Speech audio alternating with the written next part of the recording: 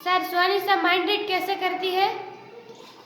सुहानीशा mind read कैसे करती है, ये तुम्हारा सवाल है। तुम्हारे सवाल का जवाब देने के लिए मुझे जो आज का टॉपिक लिखना होगा वो ये होगा कि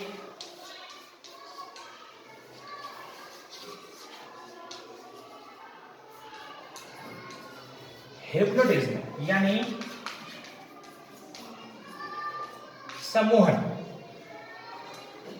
अब ये हिप्नोटिज्म क्या है मैं वो अगर बताऊंगा तो तुम्हें पता चल जाएगा कि कोई बाबा या कोई भी माइंड रीड कैसे करता है, कैसे वे तुम्हें समझता है, तुम्हारे दिमाग में क्या चल रहा है वो तुम्हें समझ में आ जाएगा।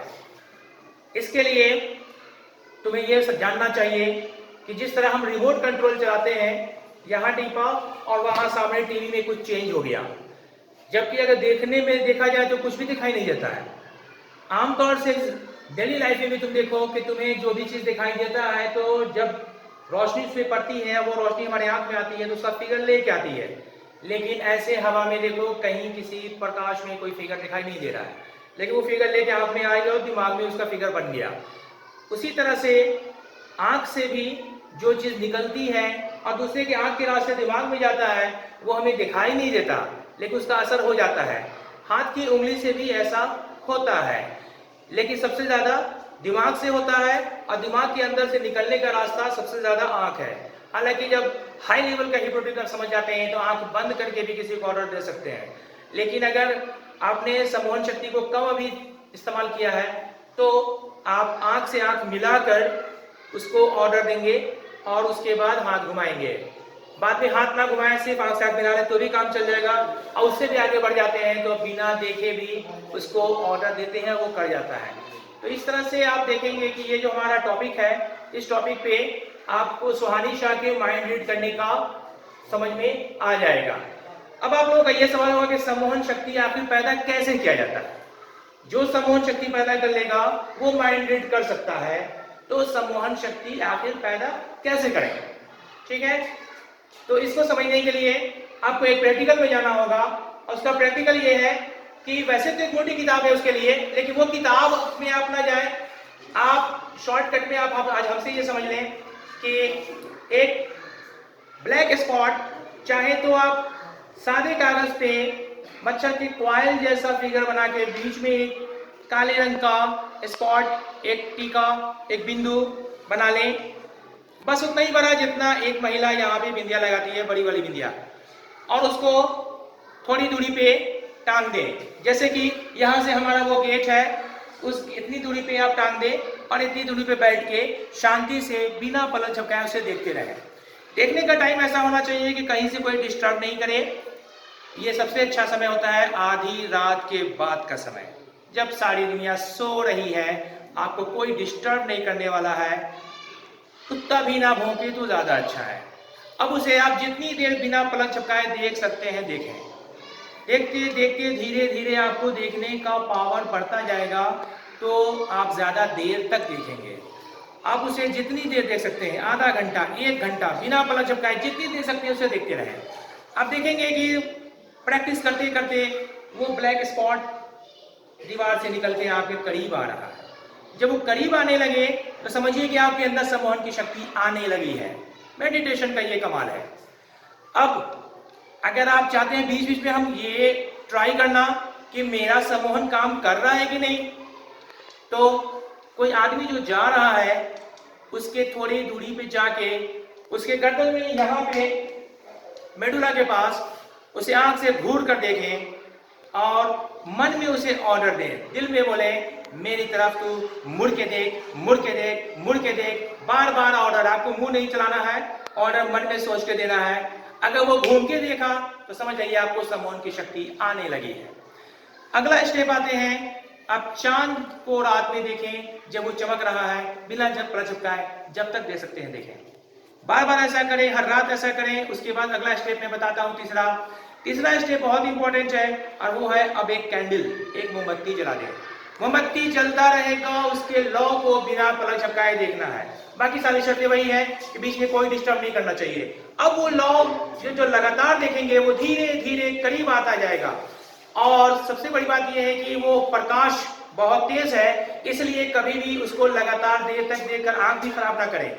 और जब वो आप देखते हैं तो धीरे धीरे आपकी रोशनी बढ़ती भी है। घबराएंगे तो आंख की रोशनी जा भी सकती है, और अगर सही समय से करते हैं तो हमेशा के लिए आपको बुढ़ापे तक कभी आंख पे चश्मा भी नहीं लगेगा। दोनों बात है। तो अब उसको जब तक देख सकते हैं बिना पलक झपकाए, तो उस मोमबत्ती को देखेंगे। अब चौथा और आखिरी स्टेप, आप सुबह सूरज उगने से पहले चले जाएंगे किसी ऊंचाई की जगह पे, और जब सूरज उगने लगेगा तो उसे बिना पलक झपकाए अब उसे देखेंगे। जब सूरज पूरा ऊपर आ जाए और लाली छाने लगे, सूरज ज्यादा प्रकाश देने लगे, तो उसे देखना बंद कर दें। सबसे ज्यादा यहाँ पर ध्यान देना है आखिरी स्टेज सूरज के वक्त ही। सूरज में कभी भी घबराना नहीं है, वरना आंख खराब हो सकता है। उगता हुआ सूरज या डूबता हुआ सूरज को तो कोई भी देख सकता है, इसमें कोई दिक्कत नहीं है। तो जैसे ही सूरज थोड़ा सा ऊपर आए छोड़ दें, एक हफ्ते के बाद थोड़ा ज्यादा ऊपर आने तक देखें, फिर उसका थोड़ा ज्यादा ऊपर इस तक करते करते करते करते आगे बढ़ाएं। सूरज के प्रैक्टिस होने के बाद आप देखेंगे कि सूरज दोपहर के वक्त जब लाल है तो उसे भी आप देख सकते हैं। लेकिन मैं आपको देखने के लिए नहीं बोल रहा हूं, अगर पावर आ गया पूरी तरह तो उसे भी आप देख सकते हैं, क्योंकि ये तो बिल्कुल लास्ट स्टेज है। जब आप दोपहर का सूरज भी देखने लायक हो जाएंगे, तब तो आंखों में सम्मोहन से भी बढ़ के शक्ति आ जाएगी। अगर आप कागज को, सूखे पत्ते को घूर कर देखेंगे तो वो जलने लगेगा। अब उस वक्त तो इतनी शक्ति आ चुकी रहेगी कि सम्मोहन आपके लिए चुटकी का खेल हो चुका रहेगा। माइंड रीड तो बहुत मामूली चीज है। अब लास्ट में आपको खत्म करने से पहले एक बात समझाना चाहता हूं students and my dear friends. कभी सुहानी शाह जैसे लोग कहते हैं कि मैंने कागज का जवाब पहले लिख दिया है, उसके बाद सवाल पूछते हैं। आप जो पूछिए, बाद में जब कागज खोलिए जवाब तो यहाँ पहले से लिखा हुआ है, ये कैसे हो जाता है? असल में पूछने वाले मजबूर है उस सम्मोहन वाले शक्ति से, क्योंकि उसने जो जवाब लिखा है, उसका जो सवाल होना चाहिए, वो सवाल अपने मन में रख के ऑर्डर दिया जाता है। सुहानी शाह भी अपने मन में रख के ऑर्डर देगी कि अब तुम्हें वही सवाल पूछना है, वो वही सवाल पूछेगा, क्योंकि वो तो सम्मोहित हो चुका है।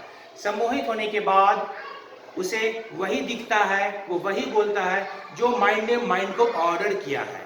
तो इस तरह से माइंड रीडर लोग होते हैं, ये अफवाह नहीं है। हमारे भारत में प्राचीन काल में अक्सर लोग संन्यास लेने के बाद ये पावर गेन करते थे। आजकल थोड़ा मशीनी युग है, इसलिए लोगों ने ये कम कर दिया। कम करने के बाद जब सुहानी शाह ऐसा करती है तो लोग समझते हैं कि अफवाह फैला रही है, लोग समझते हैं ऐसा हो ही नहीं सकता है। अरे हमारे देश में सुहानी शाह अकेली नहीं है, और भी बहुत से लोग हैं।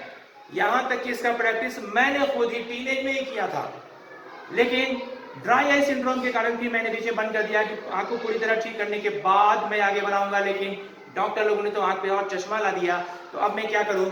मैंने आज तक नहीं किया, लेकिन जो शुरुआत मैंने किया था तो इतना तो मैंने किया था कि जाड़े की रात में, जनवरी की रात में मैंने नंगे बदन लेटकर अपने आप को आत्मसम्मोहित करके भी पसीना चला दिया था।